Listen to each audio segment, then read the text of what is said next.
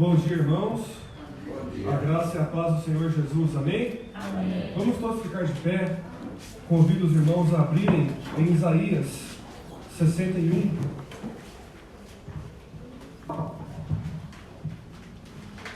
Faremos a leitura deste capítulo. Isaías, mais ou menos no meio da Bíblia, um dos maiores livros da Bíblia, perdendo apenas para Salmos, talvez.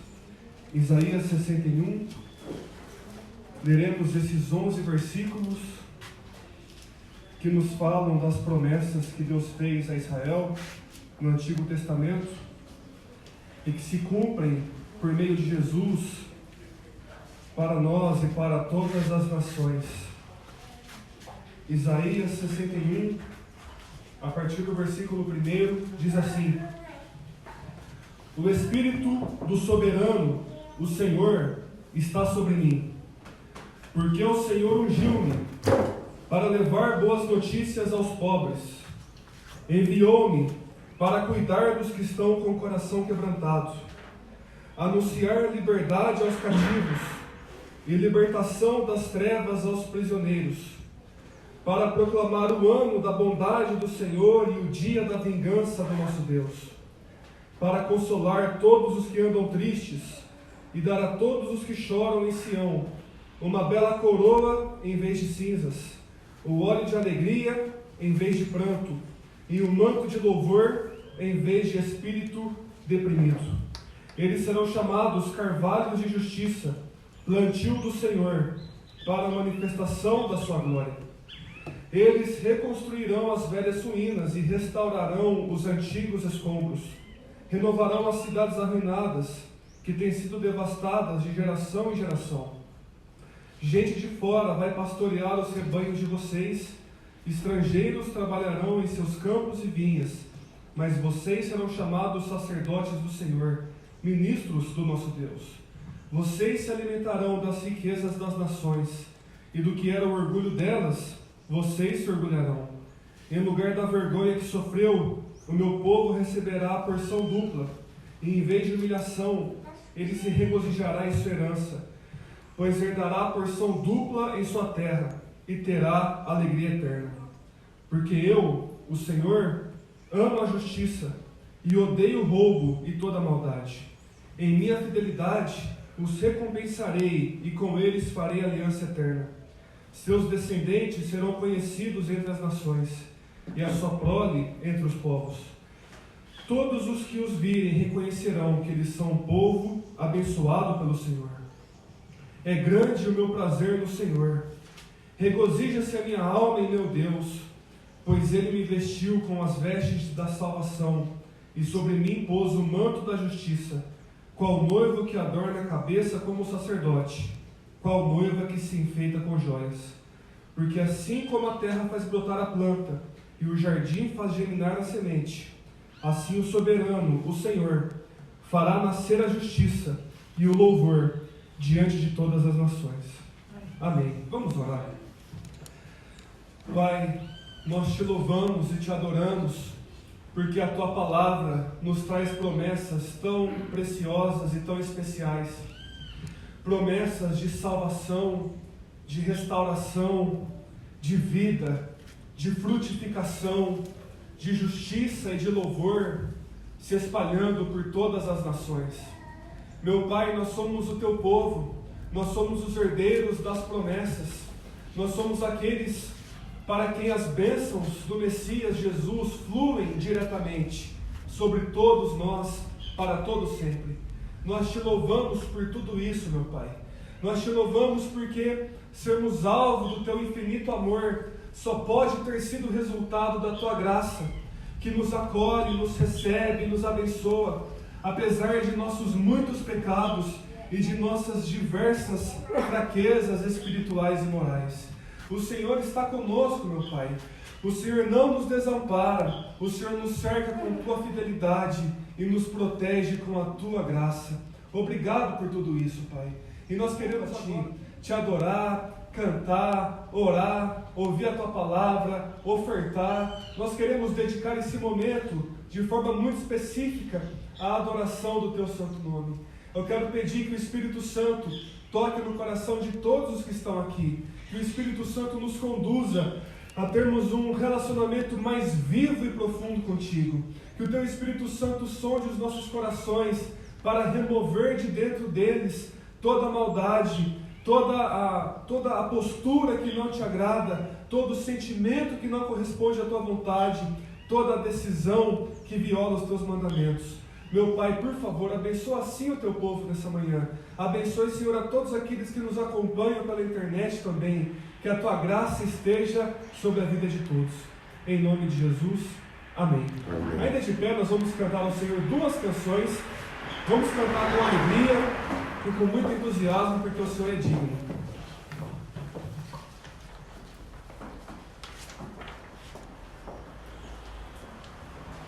Bom dia, irmãos. Bom dia. Vamos cantar o hino 354, cada momento.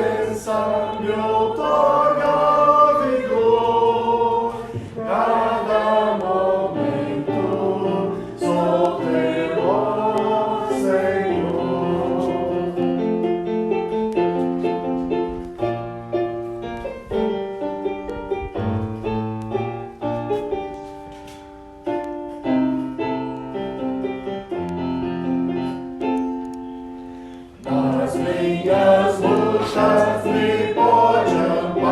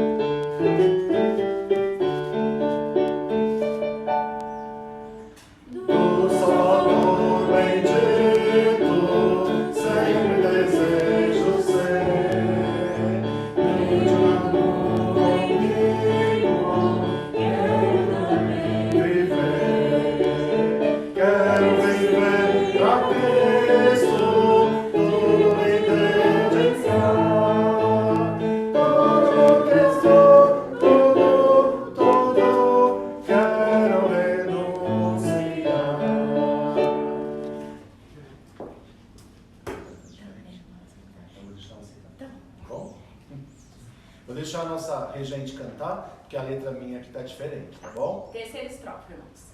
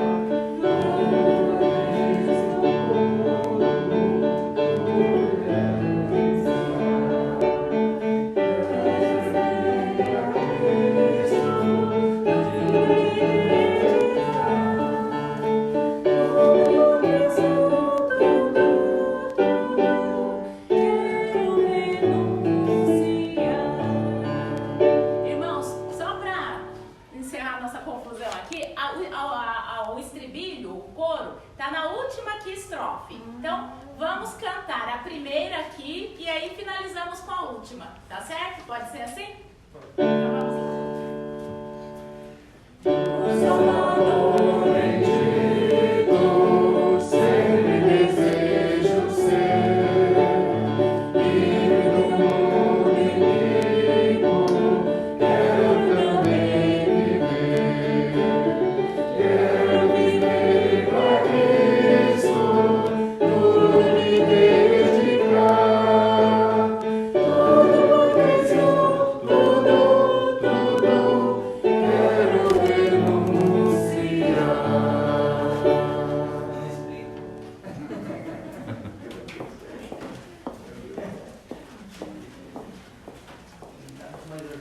Os irmãos podem se assentar.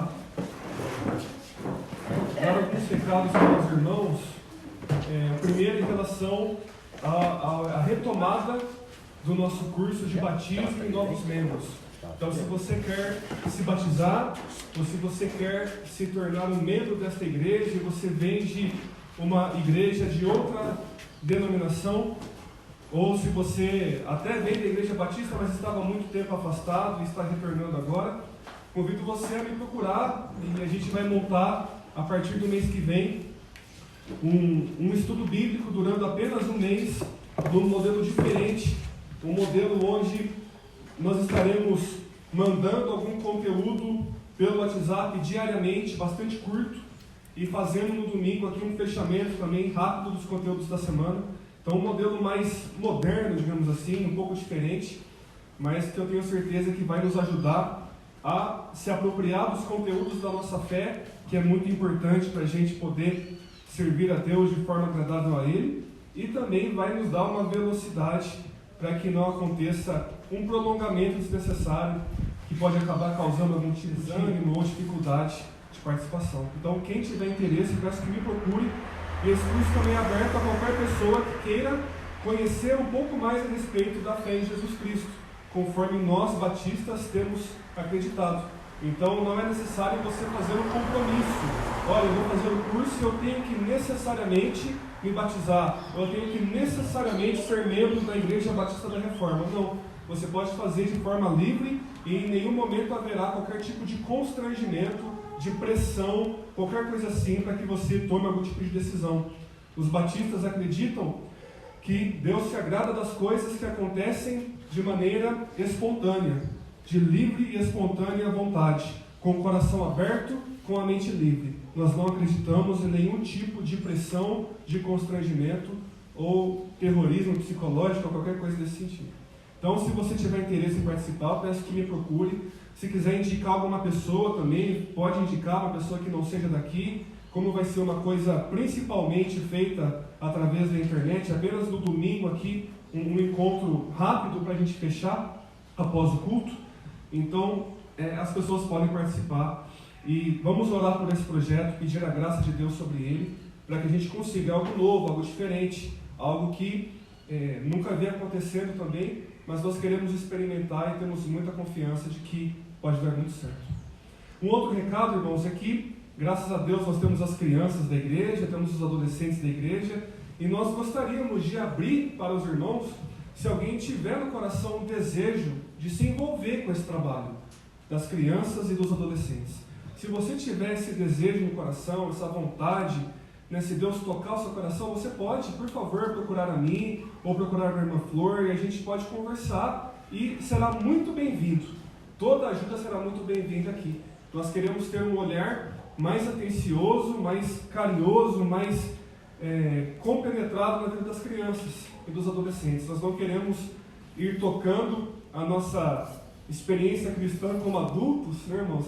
E nos esquecermos das crianças que precisam de uma experiência um pouco diferente, de uma atenção diferente, de um método um pouco diferente. Então, se você tem no coração o desejo de se envolver com isso, de qualquer maneira, me procure, né? Procure a Flor também. Não precisa ter nenhum pré-requisito aqui, basta você ter um coração disposto, um coração com amor para fazer esse trabalho, e você com certeza vai ajudar muito, tá bom? Então esses são os recados que eu queria dar. Nós vamos agora cantar mais uma canção, sentados mesmos como estamos, e enquanto nós cantamos, podemos trazer nossos dízimos e ofertas aqui à frente.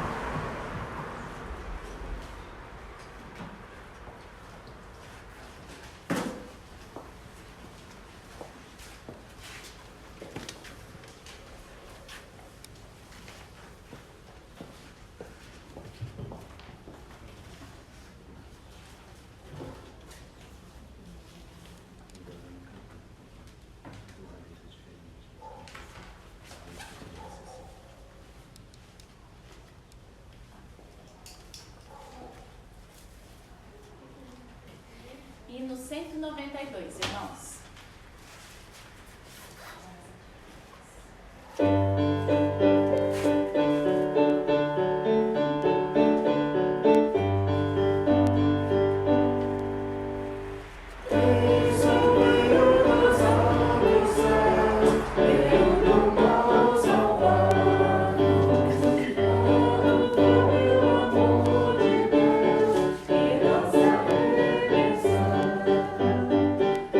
Deus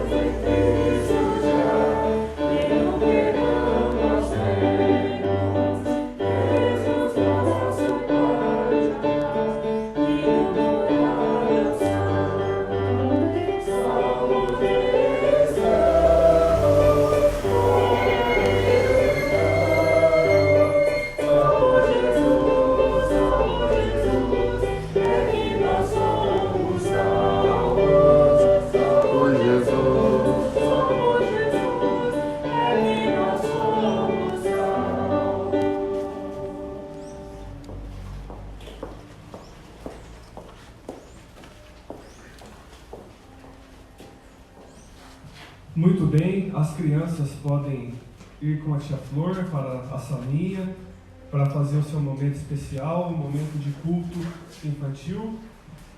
Enquanto isso, aqui eu convido os irmãos para abrirem suas Bíblias em Lucas, Evangelho de Lucas, e nós temos tido o privilégio, pela graça de Deus, de percorrer esse Evangelho, e a cada texto que nós lemos, cada passagem, até mesmo a genealogia do Senhor Jesus, nos convida a reflexões, nos convida a reconsiderarmos os nossos caminhos e, claro, também nos convida a nos alegrarmos na esperança que o Senhor Jesus Cristo traz para todos nós. O Senhor Jesus vindo ao mundo é sinônimo de esperança, de salvação, de graça, é sinônimo de uma nova chance que é dada a todo ser humano de se voltar para Deus e de se reconectar com o Criador. Então, tem sido uma alegria nós caminharmos pelo Evangelho de Lucas. Peço que os irmãos abram então em Lucas 4, nós faremos a leitura do versículo 14 até o versículo 30. Lucas 4, do 14 ao 30. Eu farei a leitura, peço que os irmãos acompanhem com toda a reverência a palavra do Senhor. Jesus voltou para a Galiléia, no poder do Espírito, e por toda aquela região se espalhou a sua fama. Ensinava nas sinagogas e todos o elogiavam.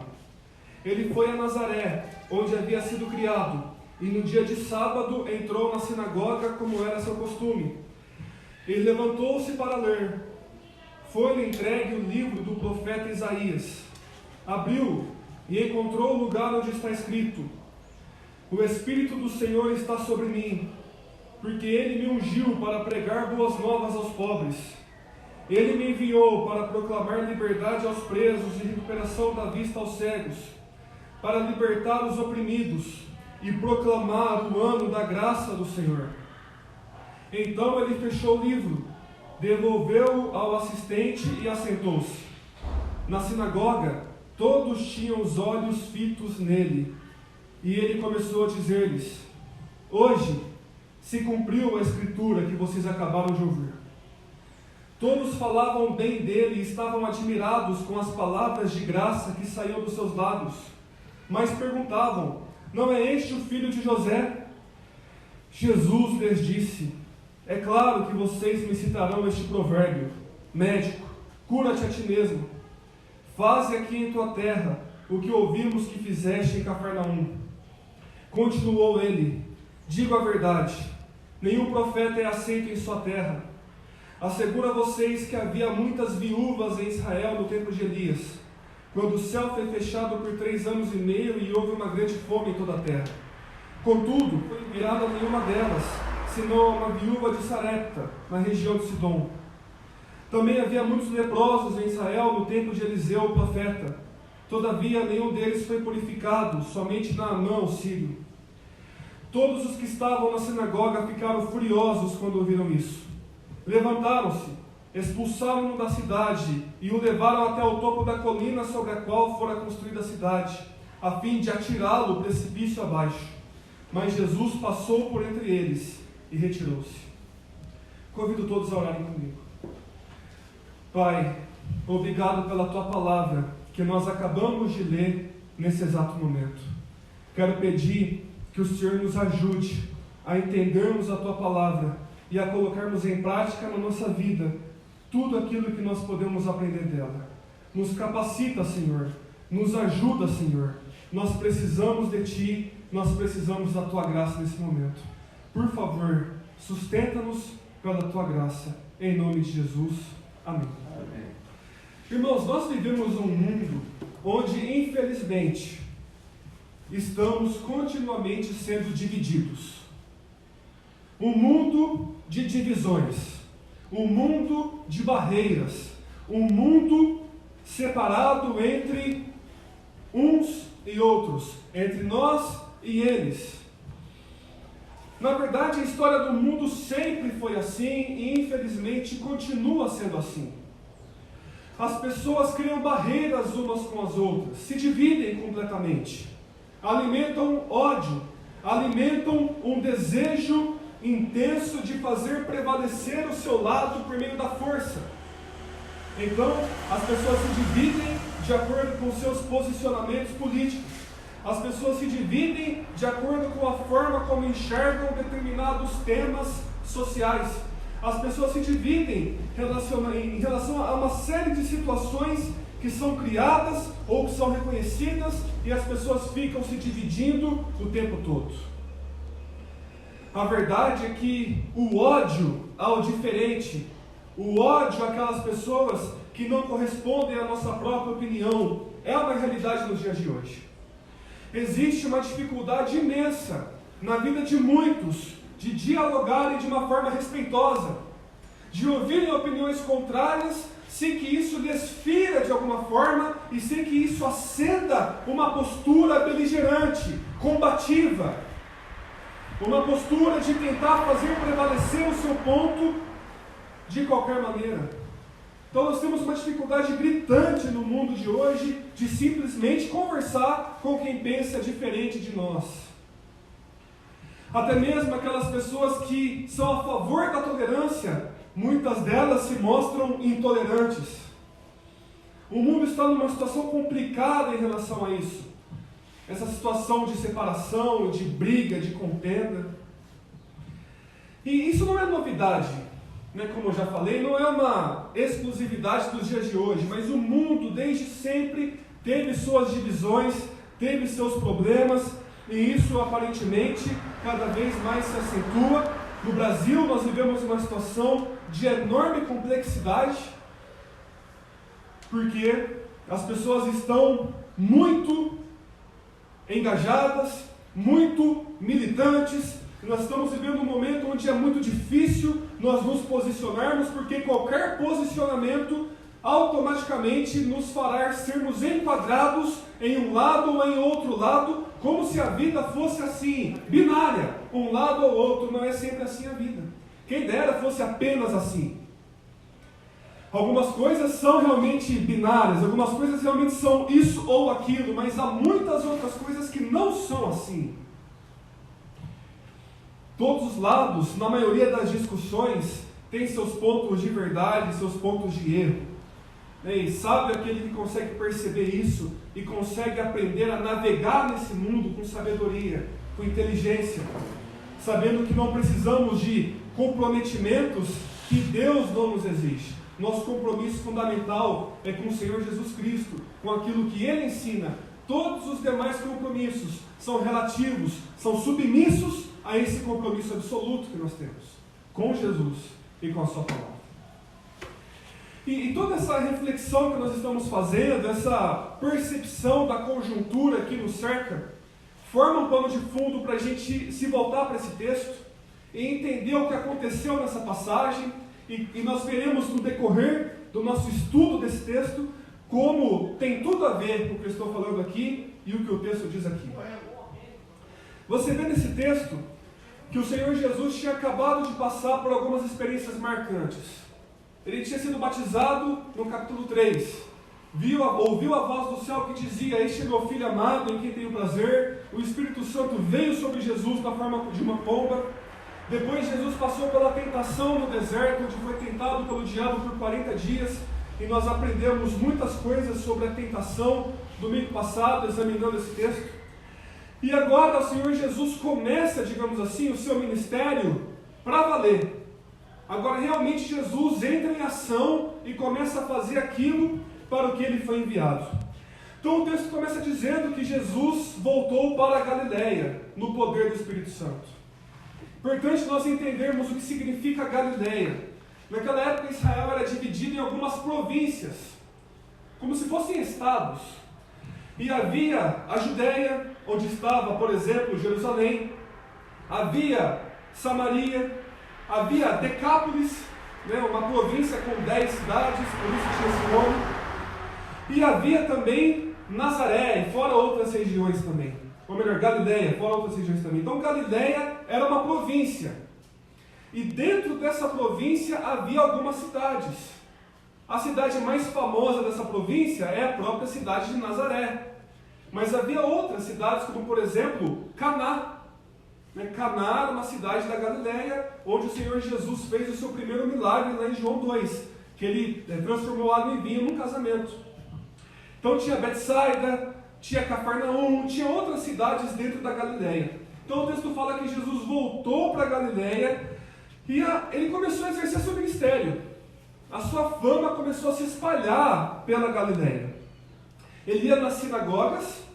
As sinagogas era como se fosse era uma espécie de templo, mas não era o templo, né? Porque assim, o templo oficialmente ficava em Jerusalém. O templo ficava lá.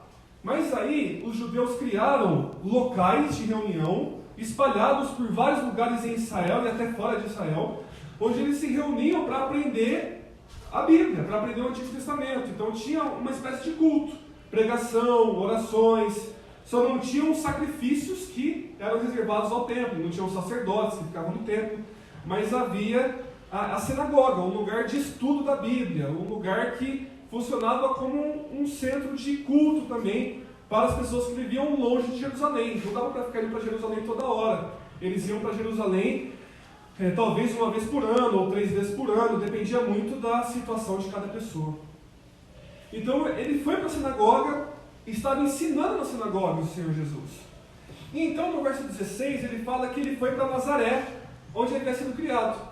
Então ele tinha chegado na Galileia, provavelmente estava em outros lugares da Galileia, e então foi para Nazaré, onde ele foi criado. E aí em Nazaré, como era o costume dele, foi na sinagoga. E na sinagoga, havia um culto na sinagoga, né? Existem algumas fontes antigas que nos dão algumas dicas de como era esse culto na sinagoga. Esse culto aparentemente começava com orações e com algumas bênçãos que eram declaradas, e depois havia o momento da pregação. E aí nesse momento da pregação, quem fazia essa pregação não era sempre uma pessoa só. Às vezes se tinha um rabino que estava passando por aquela região, um pregador itinerante, ele era convidado para pregar. Ou então alguma pessoa importante da comunidade, que fosse uma referência em termos da sua fé, ela ia lá e pregava. Então aconteceu que Jesus estava lá, e Jesus foi o escolhido para fazer isso. Então Jesus se levantou para ler. E aí havia uma cerimônia interessante, né? Havia uma pessoa que era o assistente. Então ele pegava o rolo, né? Não era um livro como é o nosso hoje, era um rolo. Pegava o rolo e levava para aquele que ia fazer a leitura e a prédica, né? A pregação. Então esse assistente trouxe, né? Como se o assistente chegou assim do lado, trouxe. E aí Jesus se levantou para ler. E qual foi o livro entregue para ele? O livro de Isaías. Então ele leu o texto que está a partir do versículo 18, que é o mesmo texto que nós lemos no começo do culto, Isaías 61. Jesus lê esse texto, né, e aí depois ele fecha o livro, devolve para o assistente. Tudo isso fazia parte da liturgia, do tempo do assistente, lê de pé, devolve para o assistente, e aí ele se senta. Então é interessante que naquela época a pregação acontecia sentada. Ele se sentou. Então, se vocês viram algum pastor que prega sentado, não critique, porque o próprio Jesus fez isso aqui. Isso é uma questão que não faz tanta diferença assim. A gente faz de acordo com a nossa cultura e tudo mais. Então, ali Jesus se sentou para ensinar. E todos na sinagoga estavam olhando para ele. E havia uma expectativa. Porque Jesus tinha sido criado em Nazaré. Então, foi criado ali. Todo mundo talvez conhecesse Jesus ali. Então, e eles ouviram falar, olha, esse Jesus aí, ele foi lá ser batizado por João, ficou um tempo sumido, né, que estava sendo tentado pelo diabo, voltou para Galileia, começou a pregar, todo mundo falando dele, muito famoso. Agora ele chegou aqui, vamos ver o que vai acontecer. Esse homem aqui falando com a gente, ele nasceu aqui, foi criado aqui. Então todo mundo estava olhando para ele. E aí Jesus ele fala assim: hoje se cumpriu a escritura que vocês acabaram de ouvir. Essa declaração de Jesus já é muito forte, já é uma declaração incrível, mas foi uma declaração aceitável para aquelas pessoas. E, no entanto, começaram alguns burburinhos, né? As pessoas ficaram encantadas com Jesus, elogiavam, mas outras pessoas começaram a falar assim: olha, esse aí não é o filho de José? Conheciam Jesus, sabiam quem ele era. Jesus aparentemente não era nada demais, né? Não era quando era mais novo, assim, não era um prodígio, apesar daquele episódio dos 12 anos dele, né? Cresceu como uma pessoa normal. Como esse o filho de José, a gente conhece o pai dele, né? A mãe dele. E aí Jesus ele começa a falar o seguinte: olha, vocês vão me dizer um ditado famoso: médico, cura-te a ti mesmo.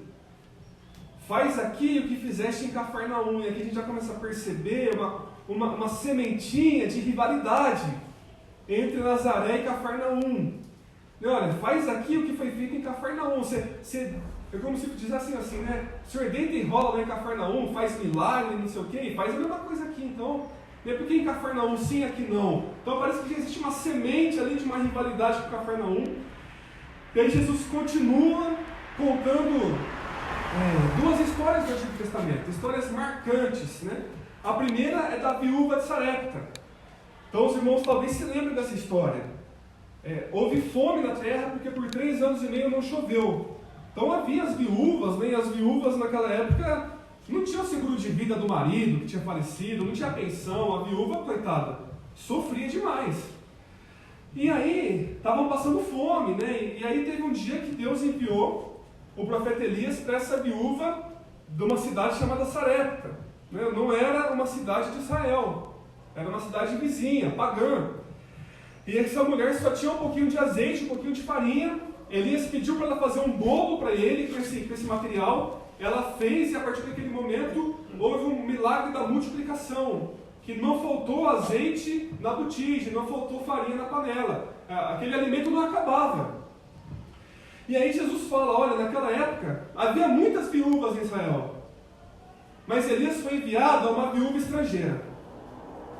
Aí contou uma outra história, a história de Naamã, uma história muito bonita também, relacionada a um homem que era de um outro país também, um homem sírio. Ele tinha lepra, ele era comandante do exército daquele povo, e ele estava, ele mesmo, oprimindo o povo de Israel. No entanto, aquele leproso foi curado por Deus. E aí Jesus fala: olha, havia muitos leprosos em Israel, mas nenhum deles foi curado, senão Naamã. E aí as pessoas ficaram furiosas, expulsaram Jesus da cidade. A cidade ficava num monte, então levaram Jesus para o lugar mais alto da cidade e iam empurrar Jesus lá de cima, iam matar Jesus. E aí Jesus passou por entre eles e retirou-se. Em outras palavras, Jesus fugiu, Jesus saiu correndo. Jesus deu um jeito ali e saiu. Então essa história acontece, e essa história é muito estranha, ao mesmo tempo que é muito compreensível à luz de tudo aquilo que a gente falou agora há pouco. Porque veja que Jesus ele começa citando um texto do Antigo Testamento, irmãos, que é um texto dos mais maravilhosos da Bíblia. Um dos textos que mais traz esperança para as pessoas na Bíblia. Então ele cita no versículo 18: olha, o Espírito do Senhor está sobre mim. É o próprio Jesus falando aqui. Esse texto do Antigo Testamento se aplica ao próprio Jesus. O Espírito do Senhor está sobre mim. Porque Ele me ungiu. Aí essa palavra ungiu, uma palavra tão bela, né? A unção, nós estamos acostumados a ouvir a palavra unção por causa do contexto religioso do Brasil, o pentecostalismo, né? Então nós ouvimos falar muito sobre unção. E unção na Bíblia, ela aparece no contexto de separar uma pessoa para uma tarefa, especialmente um rei, por exemplo, um homem para se tornar rei, ou alguém para se tornar um sacerdote, né? Mas principalmente o rei. Vocês devem se lembrar quando Samuel foi lá na casa de Jessé, o pai de Davi, né? Ele foi lá para ungir Davi como rei de Israel. Então naquele momento ele derramou o óleo sobre a cabeça de Davi, e aquilo simbolizou que Davi estava destinado a ser o rei de Israel. E a partir dali, muitas vezes o rei de Israel era conhecido como ungido. Ele é ungido, né? A pessoa que Deus escolheu. Então aqui Jesus cita o texto de Isaías 61 para falar assim: o Espírito do Senhor está sobre mim porque Ele me ungiu. Então essa unção de que Jesus está falando não é uma unção feita por um profeta, mas é uma unção feita pelo próprio Deus. Não é uma unção feita com óleo, mas é uma unção feita com o próprio Espírito Santo. Uma unção diferente, uma unção sobrenatural. O Espírito Santo ungindo Jesus e separando Jesus para fazer o quê? E aí Jesus fala: olha, para pregar boas novas aos pobres. Então olha só como é o Evangelho. Boas novas sendo pregadas aos pobres.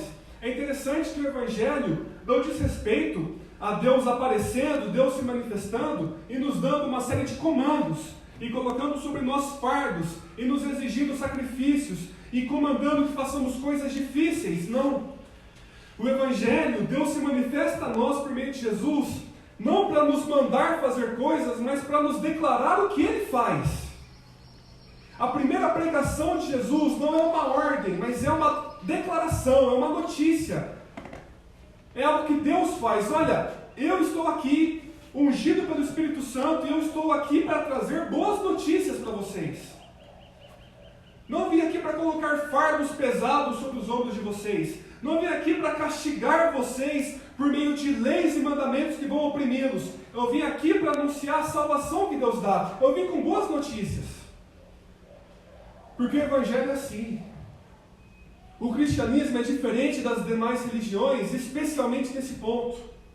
As religiões se viram para nós e dizem assim: faça isso e Deus vai te amar. Faça isso e Deus vai abençoar você. Já o cristianismo vem para nós e diz assim: Deus te ama, Deus te abençoa, Deus te recebe. Então somente receba esse amor de Deus. E então, esse amor, essa graça vão mudar a sua forma de viver. O cristianismo inverte a lógica da religião.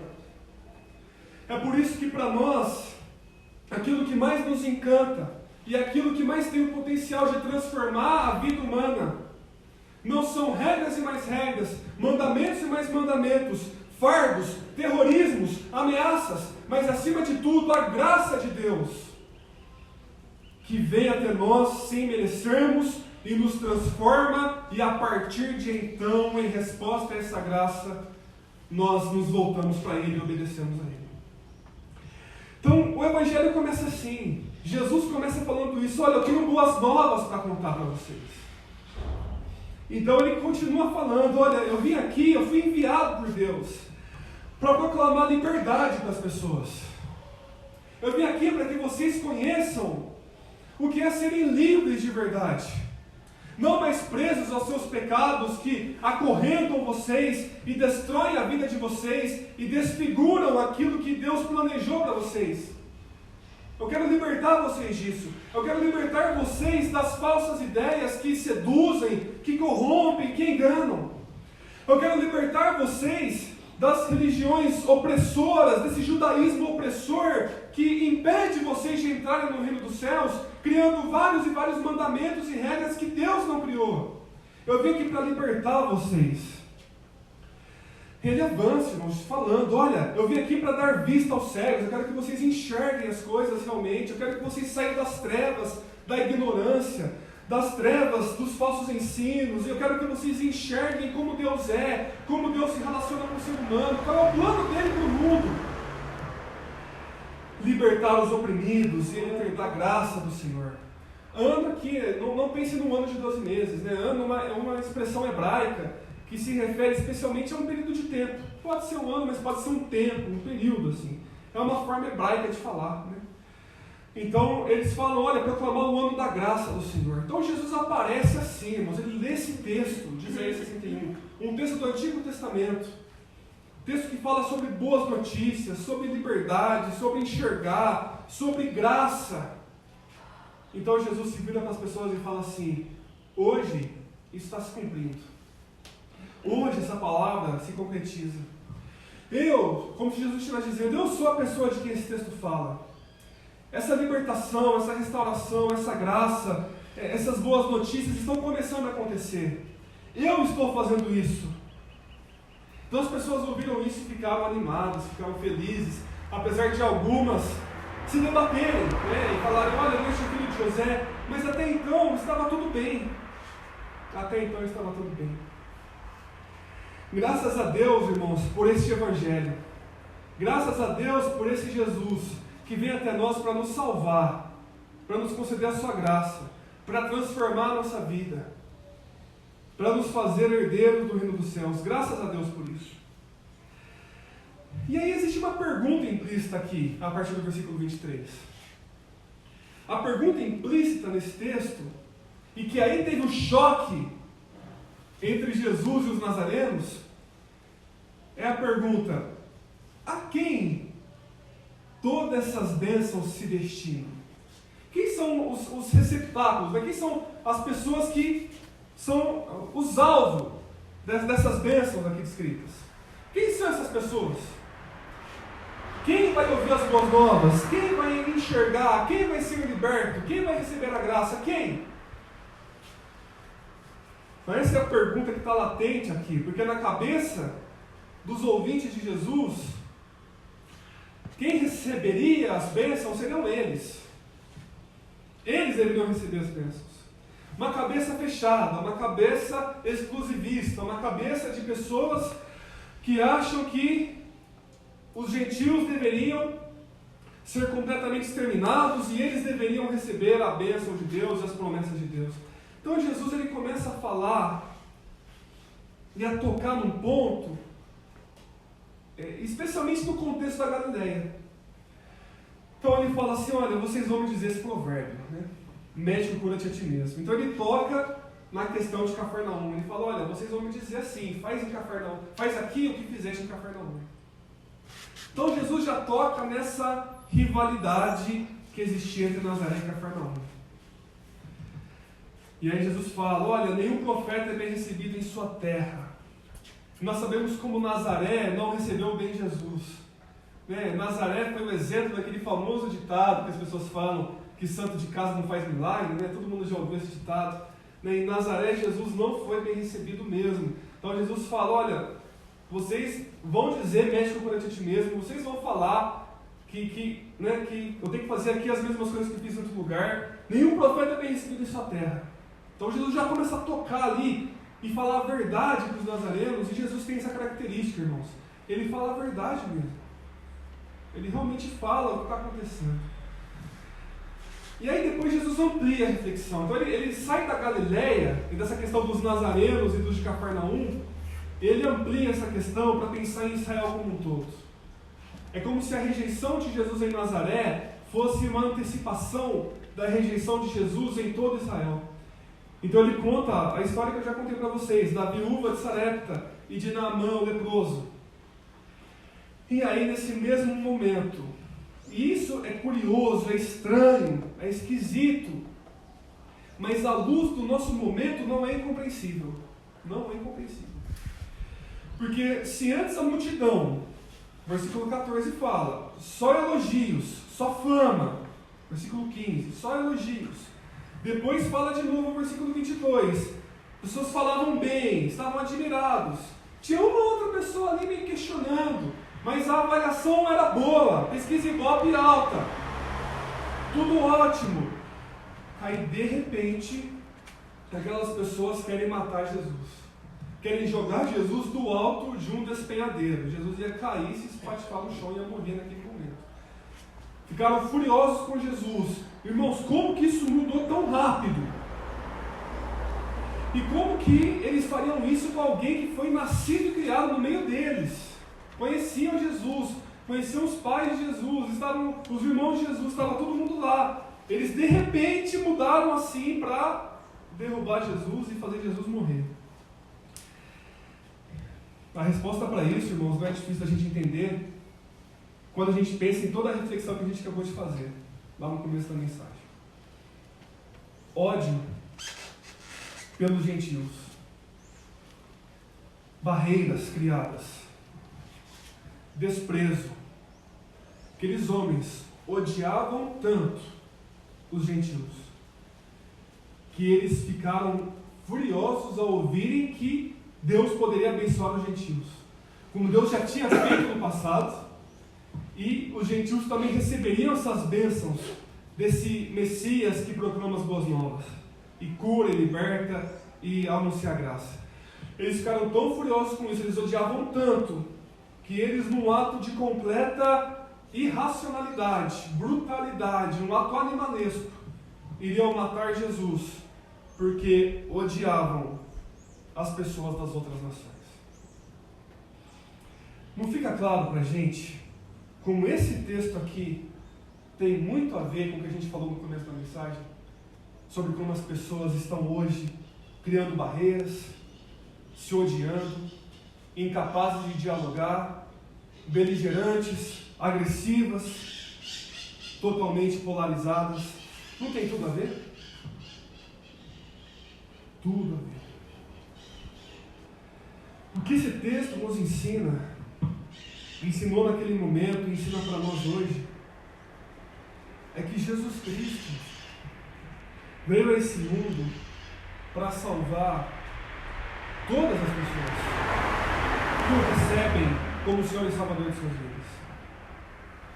Jesus é o único ponto unificador do universo ao redor de quem tudo mais tem que girar. Jesus é esse ponto de unidade para todas as nações. Ele tem que ser esse ponto. E ele se tornará esse ponto. Jesus veio para salvar todo mundo, e as bênçãos de Jesus vêm para todo mundo que crê, que recebe, que se arrepende dos seus pecados. É por isso que nós cristãos não podemos ser pessoas que criam barreiras. Nós temos que ser pessoas que criam conexões. Nós não podemos ser pessoas que escolhem um lado dos mais diversos assuntos da vida e defendem esse lado com um vigor que faz inveja aos religiosos mais radicais do mundo afora. O nosso lado é Jesus Cristo. Tudo mais é relativo. Tudo mais é submisso à minha lealdade primordial a Jesus Cristo. Os cristãos são leais a Jesus e não abrem mão de Jesus. E creem em Jesus até o fim da vida, ainda que morram por essa fé. Agora, todas as outras coisas dessa vida, que porventura demandem lealdade, nós não prestamos uma lealdade que concorra com a lealdade a Jesus Cristo. Então, irmãos, nós somos chamados por Deus, e esse texto nos mostra isso, a estender a graça salvadora de Jesus a todos, a derrubar todas as barreiras, a tirar do meio do caminho tudo aquilo que nos impede de travar um diálogo respeitoso, racional, inteligente, honesto, compassivo com as outras pessoas. Cristãos não devem ser beligerantes, agressivos, não devem ser pessoas que são debochadas. Cristãos são pessoas que criam conexões e não criam barreiras. Cristãos são pessoas que entendem que a bênção do Senhor é universal, é para o mundo. Cristãos são pessoas capazes de abraçar, de estar junto das pessoas mais diferentes que existem. E sabe, irmãos, foi esse fato um dos principais motivos pelos quais o cristianismo se alastrou no mundo antigo de forma tão intensa e tão abrangente. Porque o mundo antigo era, assim como o mundo de hoje, dividido. Então os judeus odiavam os gentios, e olha, se eu fosse um judeu e o Gabriel fosse um gentil, Gabriel, eu ia sair de perto de você. Você jamais poria os pés na minha casa. Jamais sentaríamos juntos naquela mesa para comer uma refeição, nunca. Se eu estivesse fazendo uma viagem, eu teria que andar vários quilômetros a mais para não encontrar você, eu ia andar. Era um mundo assim. Os gregos falavam, olha, existem os gregos, existem os bárbaros. Bárbaros, da onde vem a palavra barbaridade. As pessoas que não tinham a sofisticação, a inteligência, o alto grau de civilidade que os gregos tinham. Então, um mundo dividido, um mundo complicado. E aí os cristãos do primeiro século entenderam, ensinados por Jesus, que eles deveriam fazer uma refeição dominical chamada a Ceia do Senhor. E aí na Ceia do Senhor, ela acontecia numa mesa. E nessa Ceia do Senhor se sentava o judeu, o grego, o romano, o homem ricaço, o escravo, a mulher, a criança, eles se sentavam juntos na mesma mesa, compartilhando do mesmo pão, bebendo do mesmo cálice, e isso, irmãos, cria um impacto grandiosíssimo naquele tempo. Por isso que Jesus falou assim: olha, as pessoas vão saber que vocês são meus discípulos se vocês amarem uns aos outros. Por isso que Jesus também falou assim: sejam um, para que o mundo creia que Deus me enviou. Porque a mensagem que essa unidade dos cristãos, tão diferentes entre si, gerava naquele mundo, era uma mensagem avassaladora de que existia algo muito diferente naquela comunidade. Existia algo muito sobrenatural ali, porque não é possível essas pessoas se amarem sendo tão diferentes. Isso foi o que fez, junto com algumas outras coisas, talvez o martírio, né, e várias outras coisas, que fez o cristianismo crescer tanto no começo, no seu início. Será que não precisamos voltar às origens e fazer as mesmas coisas? Fala aqui não só como nossa igreja, mas como o cristianismo de forma geral. Será que não precisamos aprender a superar as nossas diferenças, nossas barreiras, para nos unirmos em torno do pão e do vinho, nos unirmos em torno de Jesus Cristo, que morreu pelos nossos pecados? Então esse é o desafio desse texto hoje. Jesus veio para todos, e os cristãos não criam barreiras, eles criam conexões, para que a graça do Senhor alcance o máximo de pessoas possíveis. Amém? Vamos orar. Pai, obrigado, Senhor, pela Tua palavra. Obrigado, Senhor, por aquilo que o texto bíblico nos ensina com tanta clareza, sobre o ódio que os nazarenos tinham dos gentios, dos de Cafarnaum, e como eles mudaram o seu humor para com o Senhor Jesus, porque odiavam quem era diferente deles. Ensina-nos, meu Pai, a sermos pessoas que mantêm a sua lealdade exclusiva a Jesus Cristo, e não abrem mão daquilo que a Tua palavra nos ensina, mas que sejamos pessoas capazes de dialogar, e pessoas que criam conexões e não barreiras. Sejamos pessoas, meu Pai, que espalham a paz, que proclamam a graça, que convidam pessoas de todos os tipos, de todas as situações, a se juntarem a nós, se arrependendo dos seus pecados e crendo em Jesus Cristo. Abençoa essa igreja, meu Pai, em nome de Jesus, e que o amor de Deus, nosso Pai, a graça do Senhor Jesus Cristo e as consolações do Espírito Santo de Deus sejam sobre nós, hoje e para todo sempre. Amém. Deus abençoe a todos, irmãos. Tenham uma ótima semana.